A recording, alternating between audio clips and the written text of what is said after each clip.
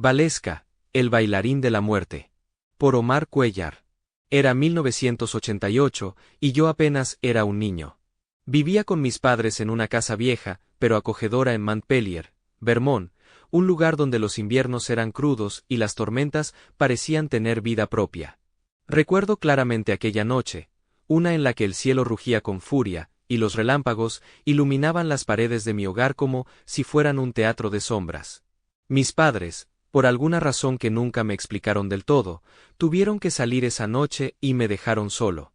Todavía puedo sentir el peso de la soledad que se instaló en mi pecho mientras el viento golpeaba las ventanas. No estoy seguro de si lo que ocurrió esa noche fue un sueño o realidad. A veces, cuando intento recordarlo, los bordes de los recuerdos se desdibujan como si estuvieran pintados con acuarela bajo la lluvia. Pero lo que sí sé es que aquella noche cambió mi vida para siempre.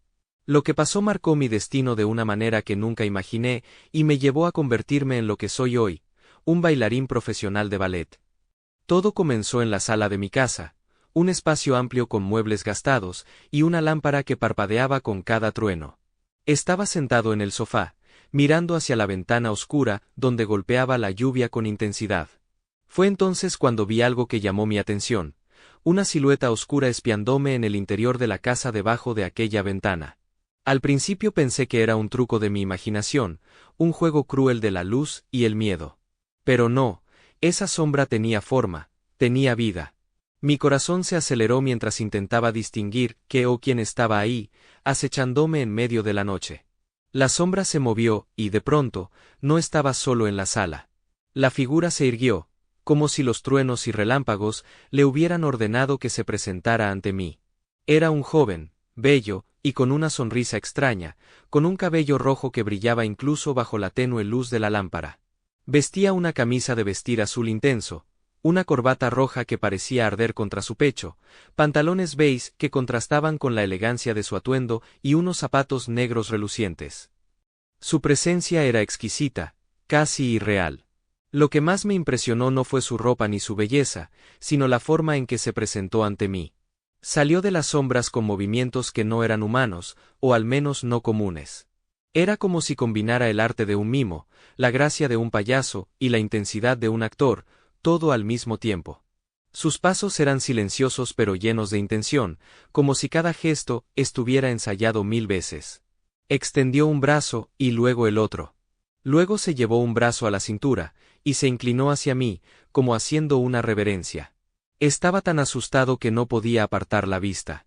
Entonces, frente a mí, comenzó a girar. Sus brazos se alzaron como alas, sus piernas cortaron el aire con precisión, y su cuerpo entero parecía desafiar la gravedad. Saltaba, giraba y bailaba con una energía frenética que me dejó sin aliento.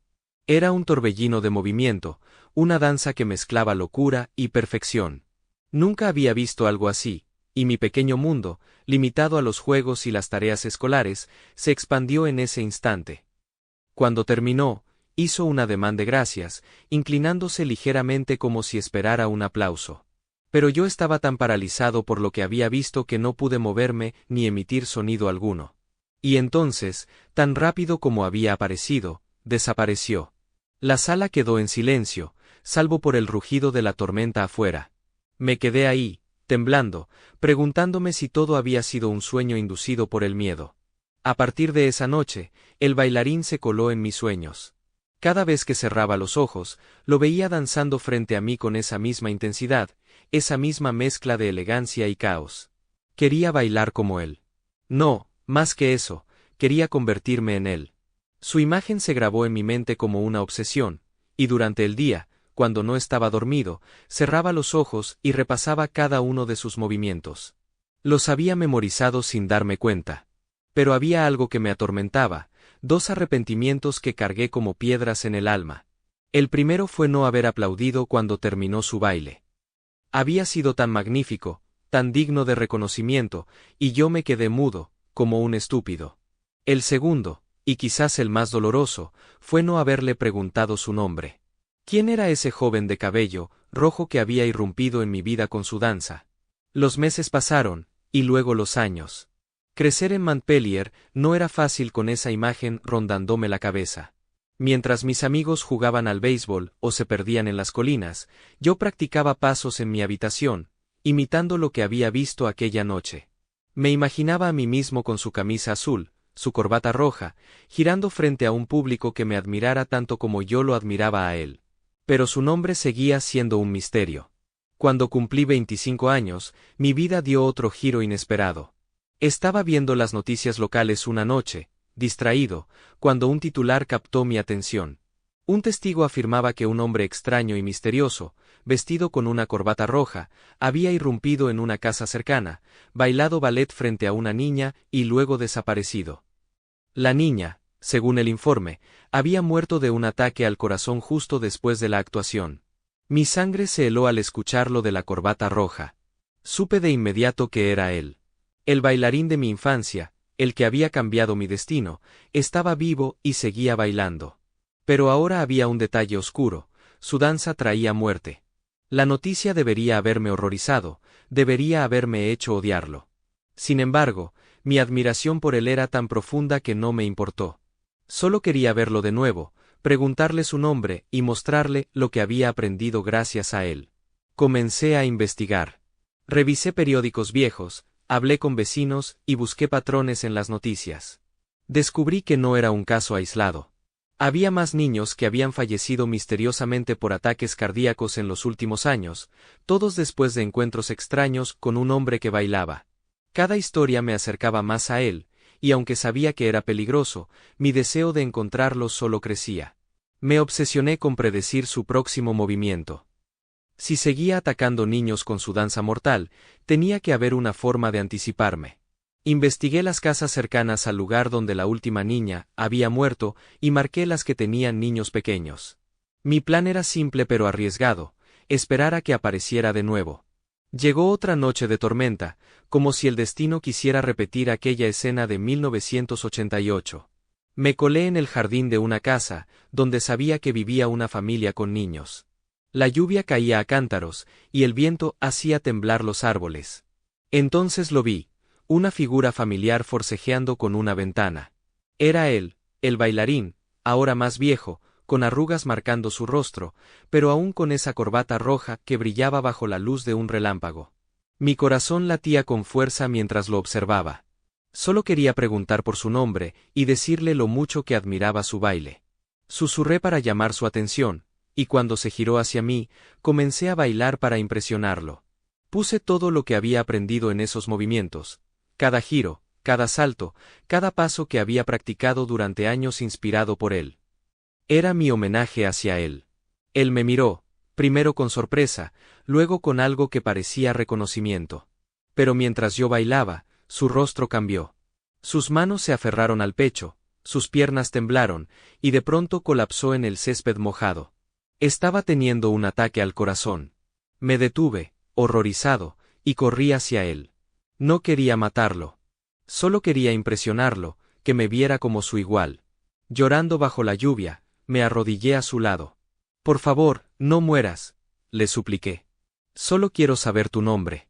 Quiero que sepas que me convertí en un bailarín gracias a ti. Sus ojos, vidriosos y llenos de dolor, se encontraron con los míos. Con un hilo de voz, murmuró: Valeska. Mi nombre es Valeska. Fue como si el mundo se detuviera en ese instante. Entre lágrimas, le confesé todo.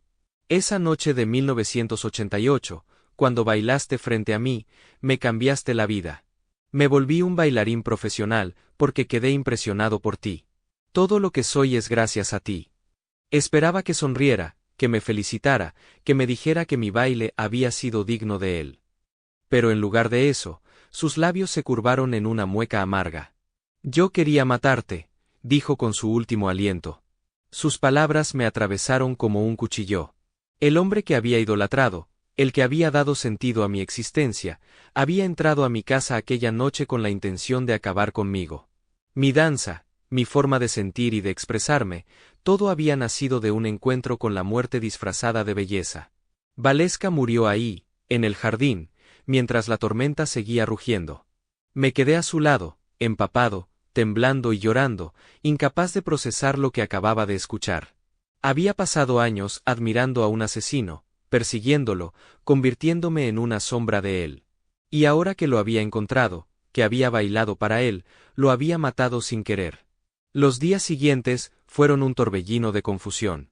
La policía llegó a la casa tras un reporte anónimo, encontró el cuerpo de Valeska y comenzó a investigar. Nunca confesé mi conexión con él. Dije que lo había visto intentando entrar y que colapsó de repente. No podían relacionarme con su muerte, pero yo sabía la verdad. Mi baile lo había destruido, así como el suyo me había creado. Regresé a mi vida como bailarín profesional, pero algo en mí había cambiado. Cada vez que subía al escenario, veía su rostro en el público, su corbata roja destacando entre las sombras. Me preguntaba si él había sentido lo mismo que yo, una mezcla de pasión y obsesión por la danza, un fuego que lo consumía hasta el punto de llevarlo a la locura.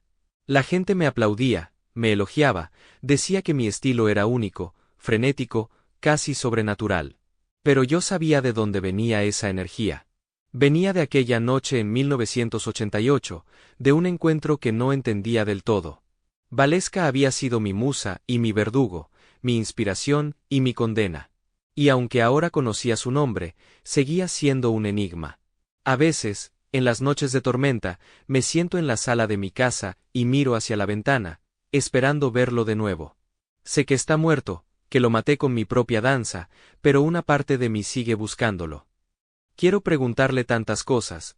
¿Por qué bailaba? ¿Por qué mataba? ¿Por qué no morí aquella noche cuando su intención era otra? Mi carrera creció con los años. Me convertí en un hombre reconocido en el mundo del ballet, alguien cuya historia inspiraba a otros. Pero nunca conté la verdad. Nunca hablé de Valeska, del bailarín de la muerte que me dio un propósito y luego me lo arrancó con sus últimas palabras.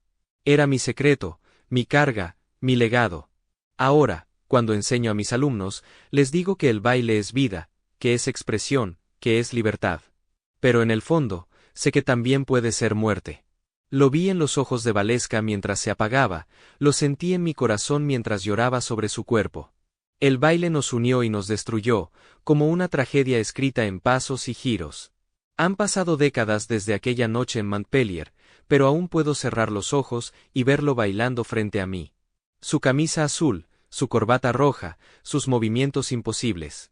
Puedo recrear cada salto, cada gesto, como si el tiempo no hubiera pasado. Él sigue vivo en mí, en cada paso que doy, en cada actuación que ofrezco. Me pregunto si en algún lugar, Valeska me está viendo.